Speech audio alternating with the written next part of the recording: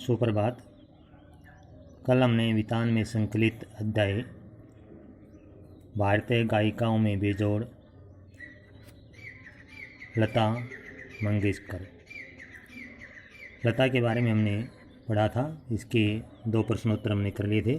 आज हम तीसरा प्रश्न देखते हैं। लता ने करुण रस के गानों के साथ न्याय नहीं किया है, जबकि श्रृंगार परक गाने भी बड़ी उत्कटता से गाती हैं।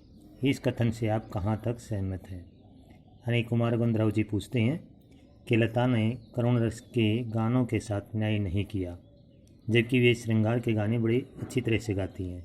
क्या आप इस कथन से सहमत हैं? तो उत्तर देखिए।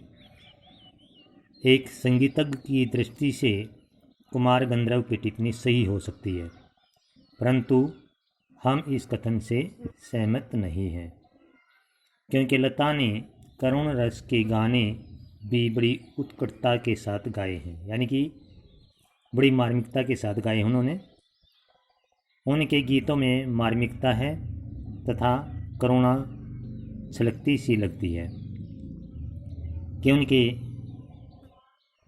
जो करुण रस के गाने हैं उनमें मार्मिकता है और करुणा है।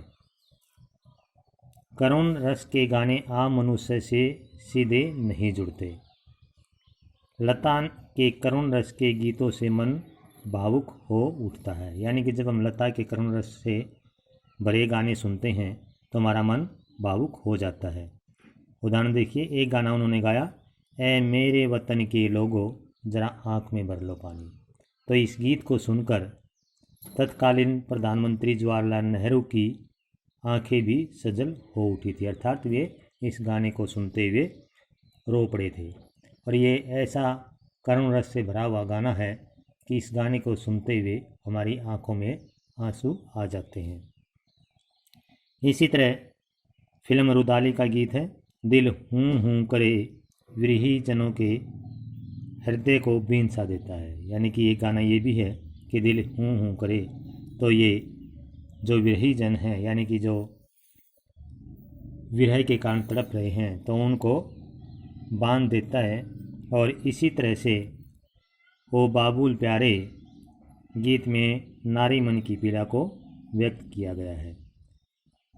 तो इन सब चीज़ों से हम कह सकते हैं कि यह सही नहीं है कि लता ने करुण रस के गीतों के साथ न्याय नहीं किया है, अर्थात उन्होंने करुण रस के गाने भी बड़ी लय और ताल से गाए हैं। अगला प्रश्न है, संगीत का क्षेत्र ही विस्तीर्ण है, वहाँ अब तक अलक्षित, असंशोधित और अदृष्टिपूर्व ऐसा खूब बड़ा प्रांत है, तथापि बड़े जोश से इसकी खोज और उपयोग चित्रपट के लोग करते चले आ रहे हैं। इस कथन को वर्तमान फिल्मी संगीत के संदर्भ में स्पष्ट कीजिए। यानी कि लेखक कहता है कि संगीत का क्षेत्र बहुत बड़ा है और उसका कोई लक्ष्य भी नहीं है। इतना बड़ा प्रांत है कि उसमें लोग खोज करते चले आ रहे हैं। तो इस कथन को वर्तमान जो फिल्मी क्षेत्र है उसके संदर्भ में स्पष्ट करना में यह सही है कि संगीत का क्षेत्र बहुत विशाल है, इसमें अनेक संभावनाएं छिपी हुई है। देखते हैं कि हम संगीत का जो चित्रपट संगीत का क्षेत्र है वो बहुत बड़ा है और इसमें बहुत सारी संभावनाएं हैं। यह ऐसा क्षेत्र है जहां हर रोज नए स्वर, नए यंत्रों व नई तालों का प्रयोग किया जाता है। यानी संगीत का क्षेत्र ऐसा है कि जहाँ हर रोज़ नई नई स्वरों में, नए नए लय में, नए नए क्षेत्रों में पता नहीं कितने जो गाने निकलते हैं, कितने ही कोई धीमी गति से, कोई तेज गति की से, पता नहीं कितने तरह के गाने निकलते हैं। चित्रपट संगीत आम व्यक्ति का संगीत है। जो चित्रपट संगीत है वो आम व्यक्ति का संगीत है, यानी कि आम व्यक्ति सीधे इससे जुड़ा हुआ है। इसने लोगों को सुर, ताल लय व भावों को समझने की समझ दी है। तो यहाँ स्पष्ट किया गया है कि चित्रपट संगीत ने ही लोगों को सुर के बारे में बताया है, ताल के बारे में समझाया है, लय और भाव क्या होते हैं उसको समझने की शक्ति दी है, क्योंकि वे शास्त्रीय संगीत को सभी आमजन नहीं समझ पाते थे।